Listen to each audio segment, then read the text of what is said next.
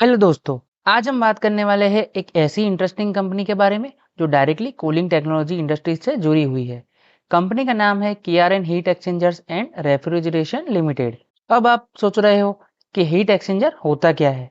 Simple language में समझे तो हीट एक्सचेंजर एक ऐसी टेक्नोलॉजी है जो हीट को एक जगह से दूसरी जगह ट्रांसफर करती है।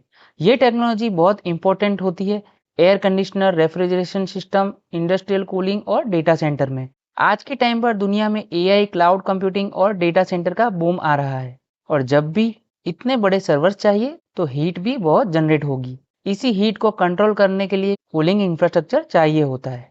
इसी सेक्टर में काम करती है केआरएन हीट एक्सचेंजर।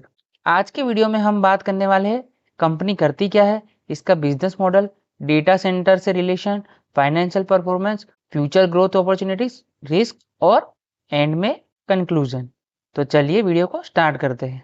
अब सबसे पहले समझते हैं कंपनी का basic profile. KRN heat exchanger and refrigeration limited एक इंजीनियरिंग मैन्युफैक्चरिंग कंपनी है जो कूलिंग सिस्टम के लिए हीट एक्सचेंजर कंपोनेंट बनाती है। कंपनी का मैन्युफैक्चरिंग प्लांट नीमराना राजस्थान में लोकेटेड है। ये मेनली एचवीएसी इंडस्ट्री को सप्लाई करती है। अब एचवीएसी का मतलब क्या होता है? हीटिंग, वेंटिलेशन और एयर कंडीशनिंग। मतलब सिंपल वर्ड में जितने भी AC systems, refrigeration system, cooling plants होते हैं उनमें जो इंटरनल कूलिंग कंपोनेंट लगते हैं उनका प्रोडक्शन ये कंपनी करती है। अगर आप किसी mall, hospital, airport, IT park में जाते हो तो वहाँ जो बड़े बड़े एसी सिस्टम लगे होते हैं उनमें भी ऐसे हीट एक्सचेंजर कंपोनेंट यूज होते हैं। इसलिए ये कंपनी इंफ्रास्ट्रक्चर ग्रोथ और कूलिंग डिमांड से डायरेक्टली लिंक्ड है। अब बात करते हैं कंपनी के प्रोडक्ट्स की। कंपनी में मेनली 4 से 5 टाइप के कूलिंग कंपोनेंट्स बनाती है। Condenser coil, evaporator coil, pin and tube heat exchanger, micro channel heat exchanger, industrial cooling coils. अब सवाल आता है ये यूज कहाँ होता है? इनके एप्लीकेशन काफी वाइड है। Air conditioners, refrigerators, cold storage system, industrial cooling plant, automotive cooling और रेलवे कूलिंग सिस्टम। और सबसे इंटरेस्टिंग एप्लीकेशन है डेटा सेंटर कूलिंग। आपको पता होगा कि आज दुनिया में एआई सर्वर्स और जीपीयूस बहुत पावरफुल हो गए हैं, लेकिन प्रॉब्लम यह है कि ये मशीन्स बहुत हीट जनरेट करती है।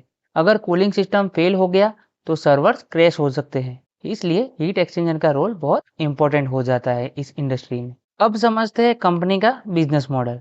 KRN heat exchanger directly end customer को प्रोडक्ट नहीं देती, ये मेनली सप्लाई करती है ओईएम कंपनीज को। ओईएम का मतलब होता है original equipment manufacturer.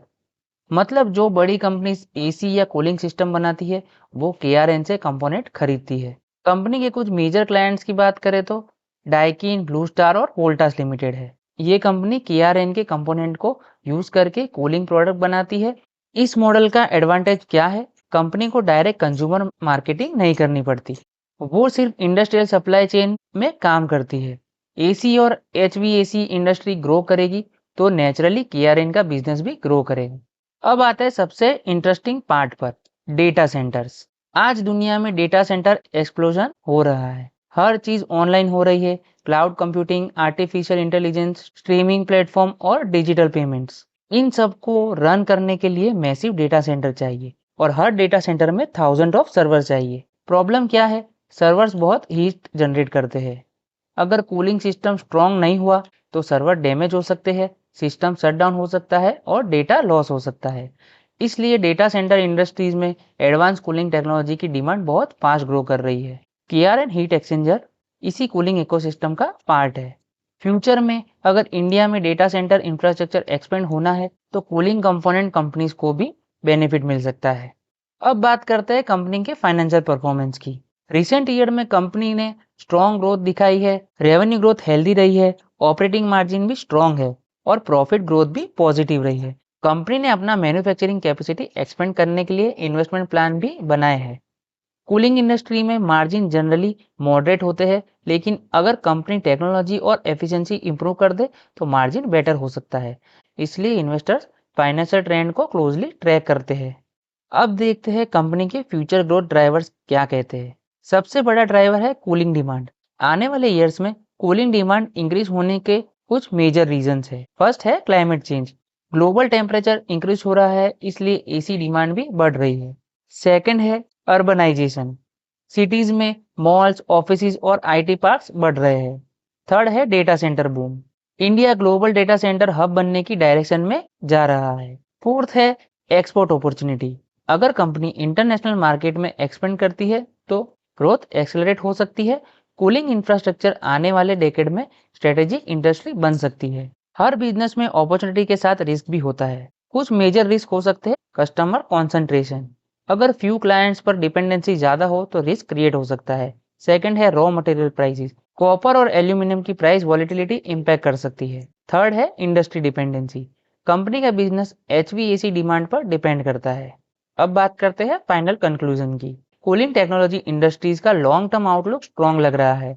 Partially AI, cloud computing और डेटा सेंटर की वजह से कूलिंग इंफ्रास्ट्रक्चर की डिमांड बढ़ सकती है। अगर कंपनी इनोवेशन और कैपेसिटी एक्सपेंशन कंटिन्यू करती है तो फ्यूचर ग्रोथ अपॉर्चुनिटी मिल सकती है। लेकिन इन्वेस्टर को वैल्यूएशन, कंपटीशन और इंडस्ट्री ट्रेंड को ध्यान से एनालाइज करना चाहिए। तो दोस्तों, ये वीडियो सिर्फ एजुकेशनल पर्पस के लिए है, ये इन्वेस्टमेंट एडवाइस नहीं है। किसी भी स्टॉक में इन्वेस्ट करने से पहले अपना रिसर्च करिए या फाइनेंशियल एडवाइजर से कंसल्ट जरूर करें। अगर आपको ऐसे ही स्टॉक मार्केट एनालिसिस और बिजनेस इनसाइट पसंद आते हैं तो चैनल शेयर समाचार को सब्सक्राइब जरूर करें। मिलते हैं नेक्स्ट वीडियो में।